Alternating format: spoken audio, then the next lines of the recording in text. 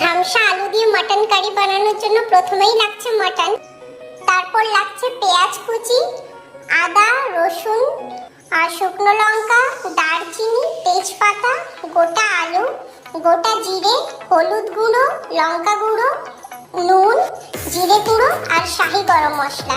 এটা দিয়েই তৈরি হয়ে যাবে আমার ধামসা আলু দিয়ে মটন কারি।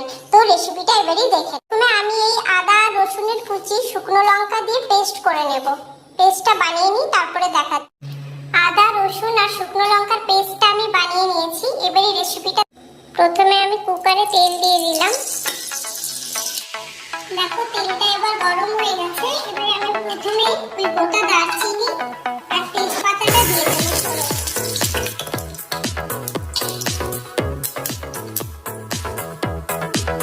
এবার আমি দেবো পেঁয়াজ।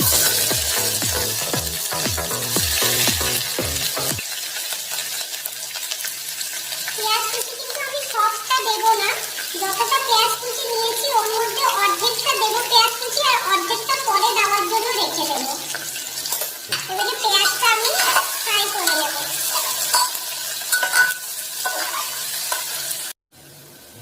দেখো পেঁয়াজটা কিন্তু হালকা ফ্রাই হয়ে গেছে। এবারে আমি এর মধ্যে ওই আদা রসুন আর শুকনো লঙ্কার পেস্টটা দিয়ে দেবো।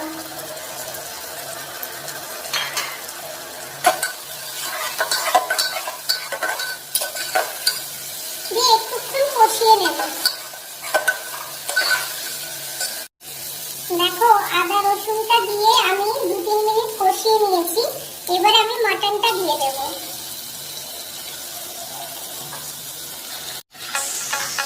এবার আমি মটনটা দেওয়ার পরে এবার আমি আর যে অর্ধেক পেঁয়াজ রেখেছিলাম ওই পেঁয়াজ কুচিটা দিয়ে দেব।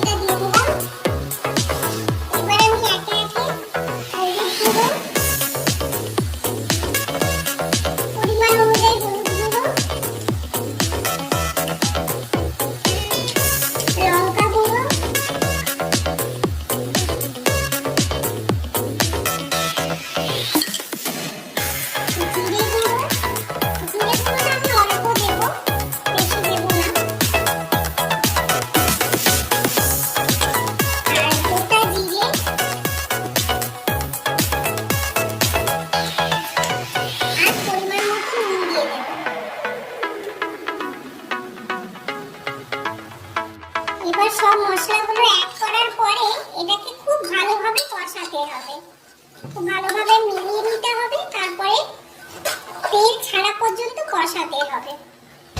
ওই 15-20 মিনিট টাইম লাগবে।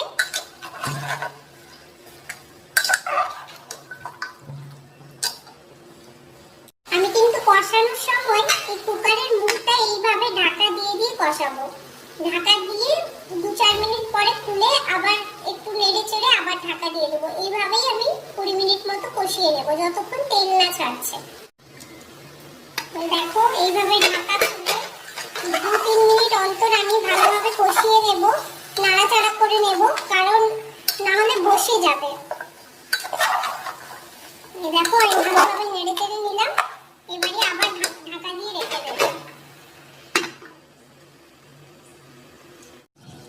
এই মটনটা কষাতে কষাতে এর মধ্যে আমি একটু শাহি গরম মশলা অ্যাড করব।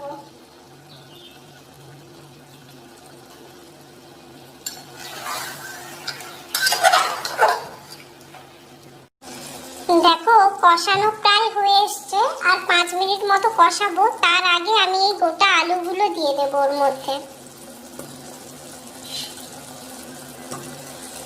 এবারে 5 মিনিট আমি আরো ভালোভাবে কষিয়ে নেব। মটনটা আমার কষানো হয়ে গেছে, দেখো তেল ছেড়ে দিয়েছে। এবার আমি ওতে জল দিয়ে দেব। এবার এই জলটা কতটা দেব বলো তো? এটা পুরো একদম ঝোল ঝোল হবে না, মিডিয়াম হবে, তাই জলটা মিডিয়ামই দেব, বেশি দেব না কমও দেব না। কতটা জল দিয়েছি দেখে নাও। মটনটা ঠিক ডুবু ডুবু অবস্থায় আছে, ওই রকমই জল দেব, এর থেকে বেশি দেব না। এবারে ওতে আমি একটু আর শাহি গরম মশলা অ্যাড করব।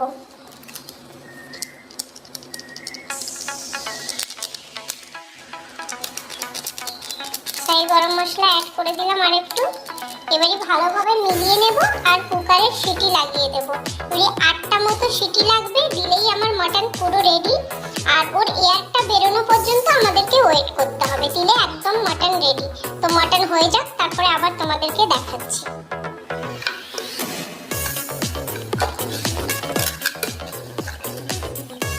মাটনটা আমার একদম রেডি হয়ে গেছে। আমি গার্নিশিং এর জন্য উপর থেকে একটু ধনেপাতা আর ঘি দিয়ে দিলাম।